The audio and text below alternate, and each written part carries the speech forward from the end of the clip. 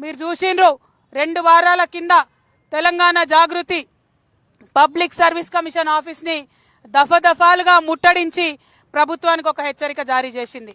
అయినా కూడా దున్నపోతు మీద వాన పడితే దున్నపోతన్న అప్పుడో ఇప్పుడు చలిస్తుంది, కానీ ఇంతమంది విద్యార్థుల గోస, ఇంతమంది తల్లుల కడుపు కోత అయినా కాంగ్రెస్ ప్రభుత్వం చెల్లించకపోవడం చాలా దారుణం.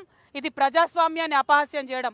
1 కాదు 2 కాదు, ప్రిలిమ్స్ ఎగ్జామ్ ఎప్పుడైతే మొదలు పెట్టినరో అప్పటి నుండి మెయిన్స్ రిజల్ట్స్ ఇచ్చేదాకా ప్రతి అడుగులో అవకతవకలే, ప్రతి అడుగులో అబద్ధాలే, ప్రతి అడుగులో కూడా మోసమే.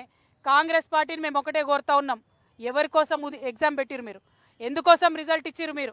తెలంగాణ బిడ్డల కోసం పెట్టినరా, లేకపోతే మీ కాంగ్రెస్ పార్టీ పావులను కొంతమందికి ఉద్యోగాలు ఇచ్చుకోవడానికి ఈ ప్రయత్నం చేస్తురా? అట్లా చేసేది ఉంటే ఓపెన్గా ఎప్పురి 10 మందికో 11 మందికో బోనస్ ఉద్యోగాలు ఇచ్చుకోండి, కానీ ఇట్లా బోగస్ ఉద్యోగాలు మాత్రం ఇవ్వద్దు.